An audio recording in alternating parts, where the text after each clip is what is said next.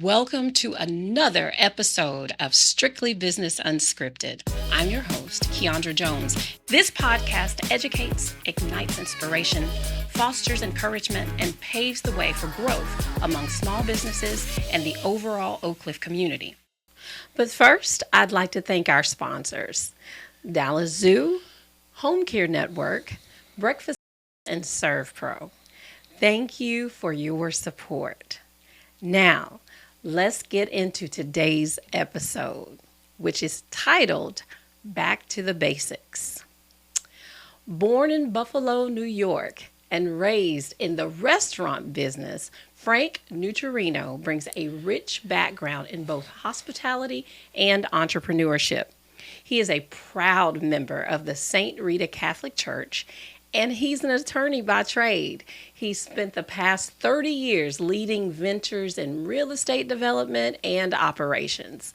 Most recently, he's brought that same dedication and vision to his role as the owner of Deluxe Car Wash, where customer experience and community connection are at the forefront. With a career built on grit, faith, and service, we are thrilled to welcome him to our show for an inspiring conversation. So welcome. How Thank are you. you? I'm doing great. Thank you. You're doing great. So I love your shirt. Oh, I appreciate it. We try to make our shirts. Sometimes we let the people on the staff, they'll have a competition and they'll design a shirt. And it makes me think of coming down here. When we first came to Oak Cliff, we didn't know Oak Cliff really well, although I always loved Oak Cliff because it reminded me more of Buffalo, New York. Mm-hmm. So we were over by, we're off Fort Worth Avenue, and we started off by calling ourselves Hello Kessler Park Car Wash, because the apartments were Kessler Park. Okay. Mm-hmm. And then immediately we got a couple of emails from people offended that we didn't call it Stevens Park because they're very proud of Stevens Park. Yes, okay. And then we had a meeting with the employees, and they all resoundingly said, hey, we're Oak Cliff. So then we changed everything from Kessler to Stevens to Oak Cliff, and all our shirts say Oak Cliff and everything, because all the employees are very proud to be part of Oak Cliff. You know, there is an Oak Cliff pride. I don't care where you go in Oak Cliff. There is a huge amount of pride here in Oak Cliff, and we absolutely love that. Yeah. And so, welcome to Oak Cliff. That's what we do. It's our only car wash that we literally have had a waiting list of people that have wanted to work there. We have no trouble. We have never had trouble hiring in Oak Cliff. We've always had really good success and a great culture here. Oh, I love that. Yeah. But I'm not surprised. Yeah. I'm not surprised at all. Oak Cliff is one of the most amazing communities I've ever lived in. Yeah, I think it's fantastic. Yeah. So I'm gonna ask you a few questions. Okay, so the first question is something that I ask all of our guests, okay? So we can tell by your bio and all the things that you are a very accomplished man professionally. But outside of those accomplishments, who are you? Well, I think when you introduced me, I always think you're the person where you came from. So I'm not a Dallas Cowboys fan. I'm a Buffalo Bills fan. Oh, goodness. And I was here when the Cowboys beat the Bills. And I had to walk around on Greenville Avenue with a Bills shirt and get heckled by the Cowboys fans. Sure. So I still go to Buffalo, try to go for a couple games a year. And I've got 4 kids, and I live up near St. Rita. And I went to church this morning. I try to go to church every day. And, I try to do as much as I can as far as activities go, but my focus for the past few years has been trying to do projects with our team, our employees.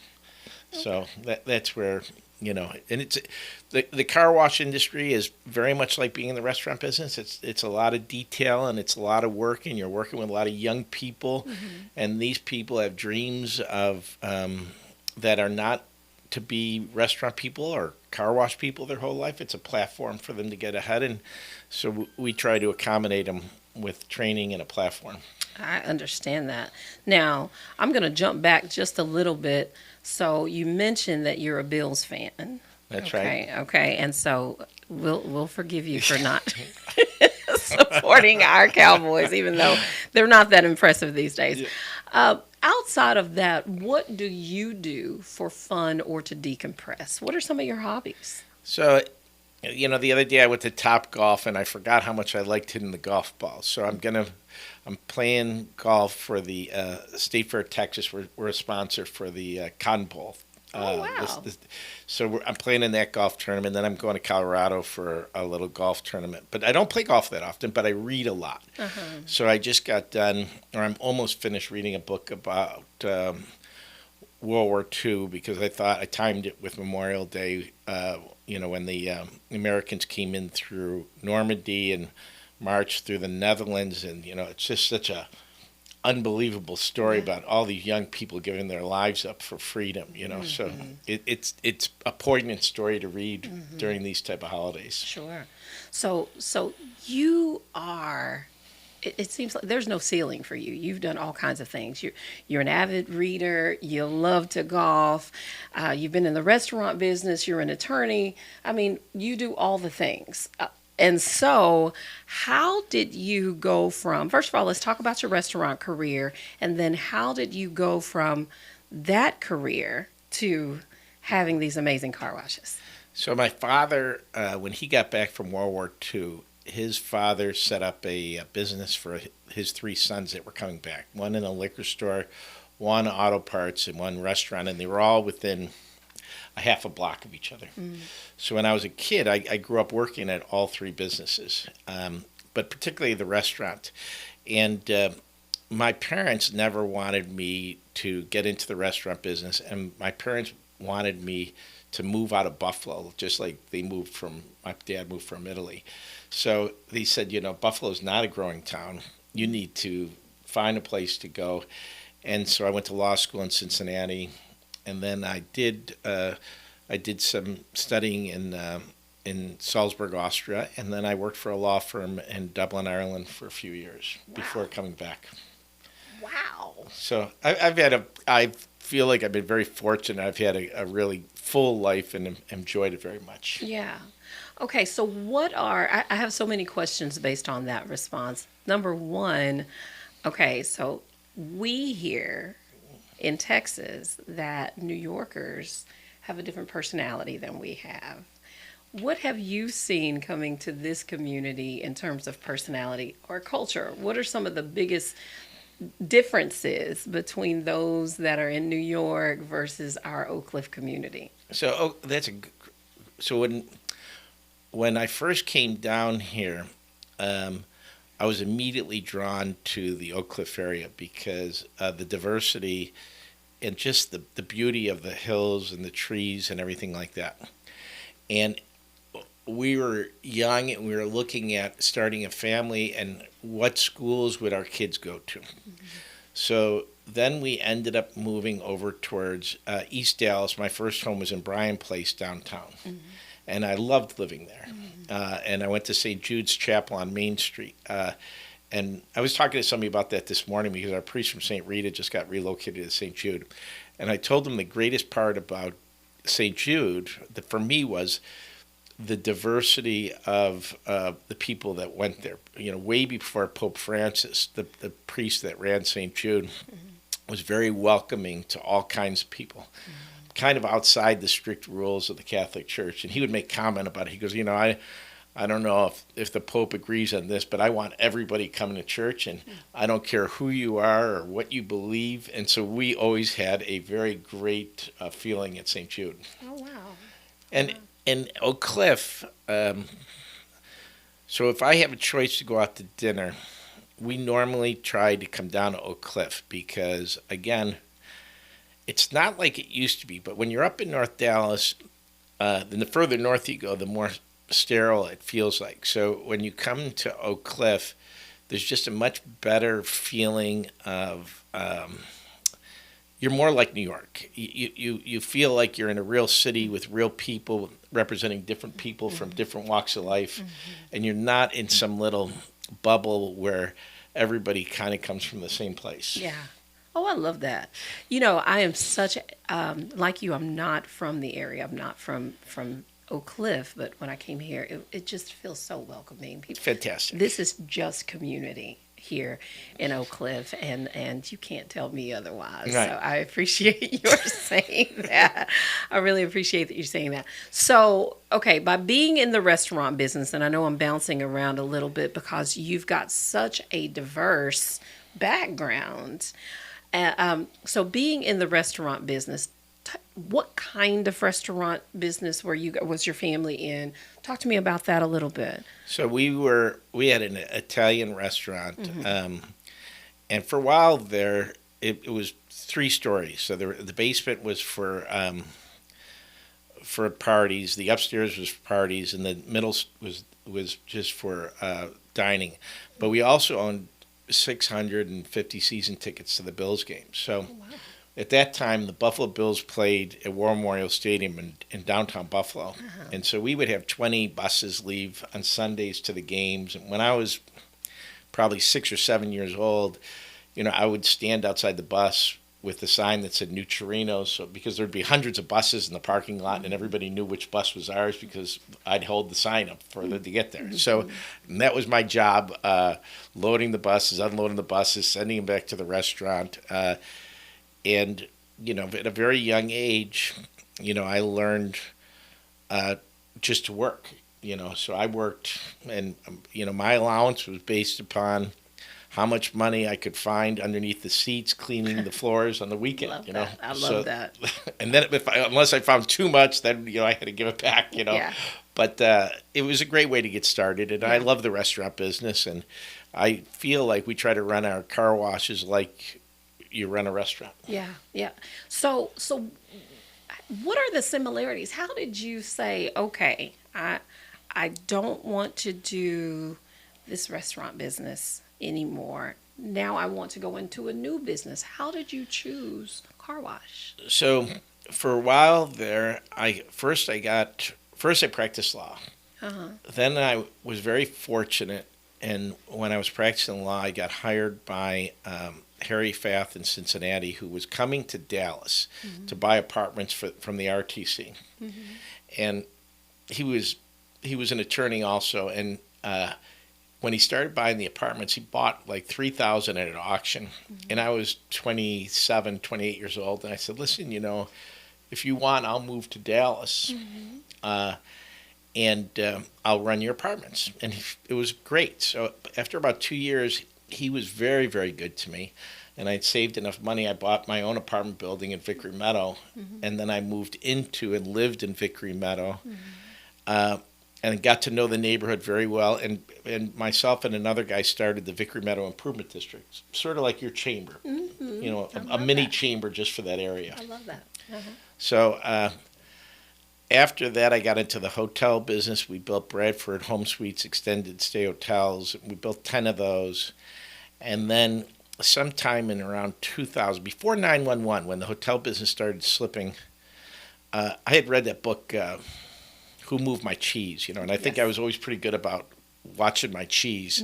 So when I saw that slipping, we sold the hotels. And then I got into doing large single-family development mud districts. So we would buy, 500 acres, 1,000 acres, try to do just the entitlements, occasionally build a house or two, but not a lot of that. Sometimes the roads, but generally do the entitlements. And then that business slipped in 2007, 2008. And I was trying to get into another business. And I started looking at car washes because the cash component of it versus reliance on too much debt. But so after about 4 or 5 years, I opened my first car wash in Garland.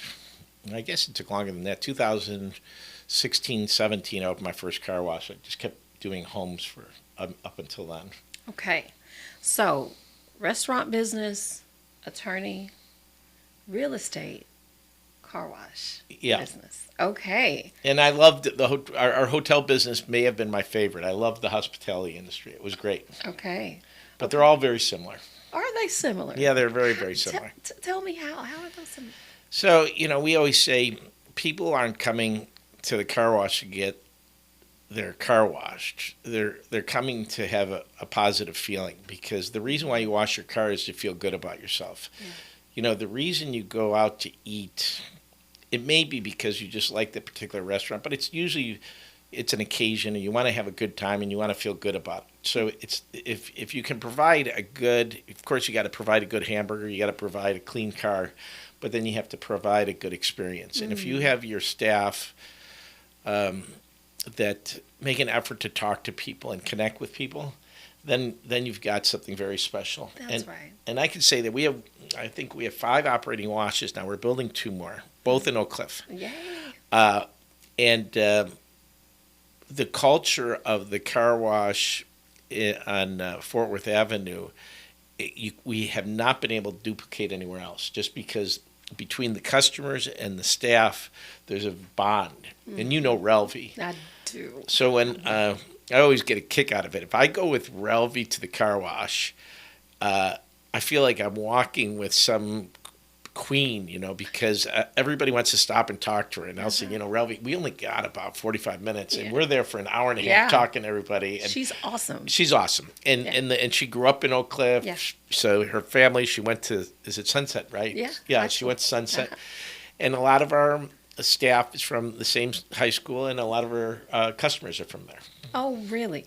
You know what? You've got Relvi in the perfect position. She's amazing. She's great. You know, she is great. She's in our leadership class, and you know, I just love seeing her. Yeah, Relvi's great. She's in Denver today, but we have 2 car washes in Denver, and she's over there now. Yeah. Okay. So you mentioned that you've got, did you say 5 locations and 2 coming? We got 2 coming, one on Jefferson and one on Singleton. Okay. So with that being said, what have been some of, and all business ebbs and flows, well, life just does. What have been some of the greatest moments associated with the car wash business versus what are some of the challenges that you may have experienced? So, you know, when I first looked at the business, I think I was attracted to it like a lot of people because it's become kind of automated and robotic. And so you have these kiosks when you enter, and you have this equipment instead of people in there washing the car. Mm-hmm.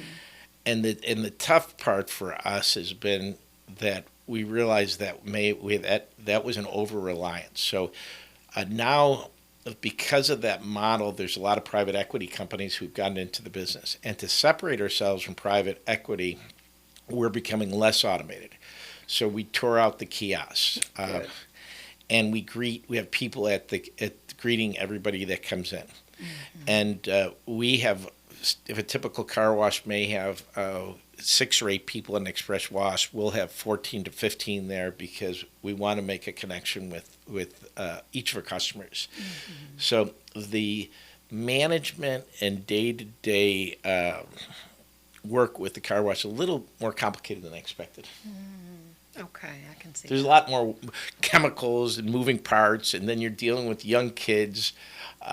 It's a little bit more complicated, but it's a lot of fun. And our team, you know, so if you have 10 people on your team at any given time, maybe 2 of those people want to stay in the car wash industry. 1 may want to become a tattoo artist. 1 wants to learn how to become an electrician. 1 wants to be a plumber. And so you have a diversity of people. Yeah. And then we try to, we have classes with Pegasus Bank teaching financial management because, you know, they have to buy a car, and then it really frustrates me to hear what interest rate they get charged buying a car. So we help select cars and buy cars for the people. Oh, I love that. Yeah. I love that. You know, you mentioned the challenge of the workforce. I think that's just kind of a universal.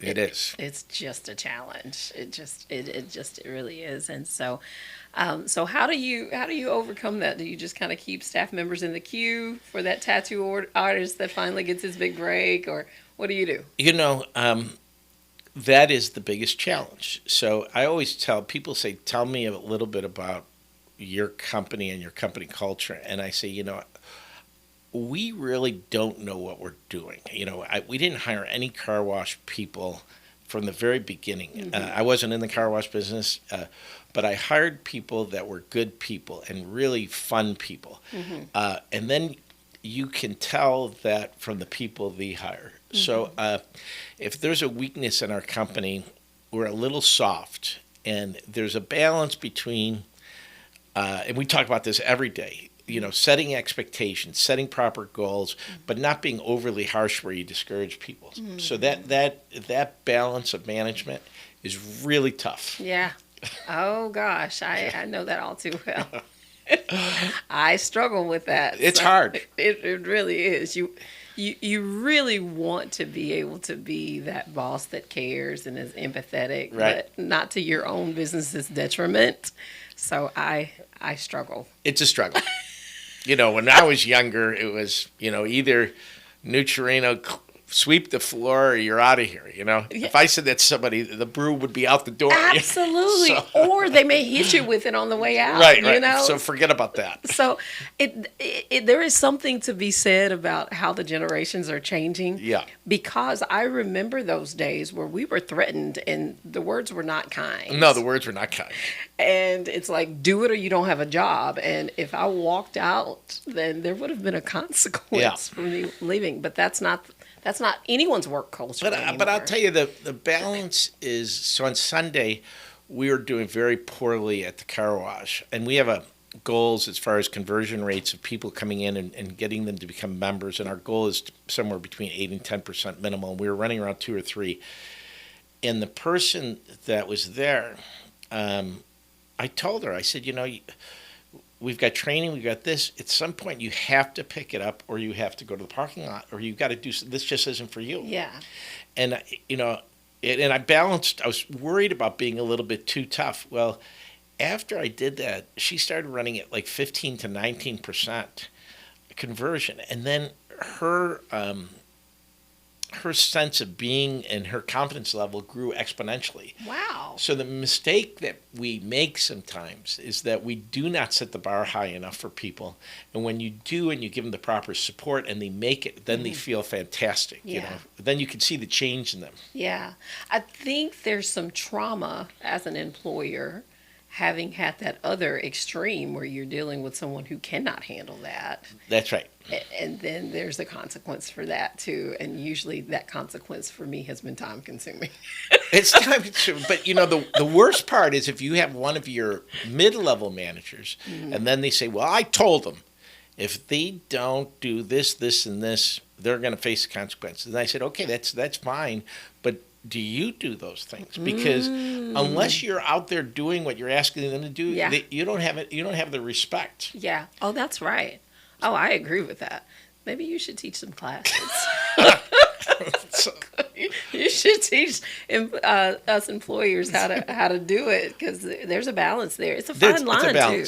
It's a very, very fine line that you're walking when dealing with staff members, and it's ever changing. Having been in this chamber business for a couple of decades, it's ever changing. COVID changed everything from an employee standpoint, or so it seems. Did you see any changes there? I did, and I think that what happened is people started appreciating after COVID inner relationships more because they were separated so long, and that the customers, when everybody said, leave me alone, have the auto checkout. No, I don't think it. And it's finding it interesting at the grocery stores too. I've seen grocery stores tear out the auto checkout and go back to having a person there. That's good. And for me, I never go to work without wearing a uniform. I would never show up at one of our car washes in a suit and tie unless I had something important that I had to do otherwise, because I'm part of the team. And so we all have to be helping out where we can help out. And everybody has to know that, if we're busy, I'm going to go over, I'm going to pick up the hose and I'll prep the cars with you guys. We all are going to help here. There's no titles. Yeah. So we don't have, even Relvi, we struggle with this because it's easy to have titles for people, but we don't have, we don't use titles for anybody. I love that. Yeah. I can see that being beneficial. I love that. titles just seem like sometimes it pigeonholes people into a place. Yeah. And it started when I was running hotels. I came into one of our hotels, and the window was filthy in the morning, and the manager was sitting behind the desk. I said, man, the front window, I don't know what happened. What's going on with it? He goes, Victor will be here in 30 minutes. He'll clean up. I said, we're not waiting for Victor. Yeah, it's dirty now. Get the towel and let's clean it up. Right. And then after we were doing it, was hot. He was sweating. He goes, listen, I'm the general manager. I'm not the. I said, let me fix that right now. There is no titles. So we took titles off everybody's cards at the hotel, and ever since then we just don't run with titles. Well, you know what? I love that. I do love that. Having been in this role as long as I have, these titles don't mean anything. I've literally cleaned sewage off the floor. Yeah. It means nothing. It means nothing. So you have to do what needs to be done to keep business going. So that matters. Okay, so if there is someone that's listening right now that is interested in doing and following this path, maybe getting some car washes, or what could be just some general advice for an up-and-coming entrepreneur, some lessons learned, what can you give? So the best advice I would give somebody, and I've been, again, really blessed, and I give this advice to my kids, is find a mentor. Find 2 mentors, find 3 mentors if you can. And your success in your job or your entrepreneurship will often be dependent on your ability to listen and take advice from older people who've been around. And the problem is, as we get older, I remember when I was younger, you thought you had all the answers. But as you get older, you appreciate time and wisdom. And I've had, I had 2 or 3 people that really guided me in starting the car wash business. I couldn't have done it without them. Just picking a name and picking colors and picking locations and how do you hire people. So anybody that's starting a business, find somebody to give you guidance. And then be part of, whether it's the chamber, your church, your community, but you can't do it on your own. You've got to be a part of a group. You can't isolate yourself. Oh, I love that. I love that advice. And, that has proven to be so helpful. I personally, when I was younger, I thought I knew a whole lot more than I actually knew. Older I get, the more I realize I know very little. And so it is wise to hush and listen. I love what you guys are doing. Relvi called me one day feeling terrible because we had a few big issues going on. And she goes, you're dealing with all this, and I'm over at the city park mulching, and then we're having margaritas. And I said, Relvi, what you're doing with that community is way more important than what I'm doing today. So don't worry about that, because when you can give back to the community and get to know the community, that's huge. It is huge, and I think that for a while we thought social media was going to replace that human interaction. That is so important. Just being around someone, knowing their story, it's invaluable. It's invaluable. Yeah. Right. So, and I think that's what groups, to your point, like a chamber and other organizations, that's what they do to help improve not only your overall quality of life, but definitely help your business. Yeah. But you can't run a good business, and your employees can't do a good job unless they're happy. Yeah. So when we hire people, we always laugh. We say we have these 4 H's. You got to be hungry, you've got to be humble, you got to be happy, and you got to be honest. But if somebody's not happy and they have the other 3 things, that's tough, because unless you're happy, it's hard for you to, in a customer service business, to have a good relationship with people. Yeah, that's exactly right. Wow. Well, thank you so much for being here today. You're welcome. I appreciate coming. Thank you. Yeah, come back anytime. Okay. Come back anytime. I'm your host, Keandra Jones. And again, thank you for watching another episode of Strictly Business Unscripted. We'll see you next time.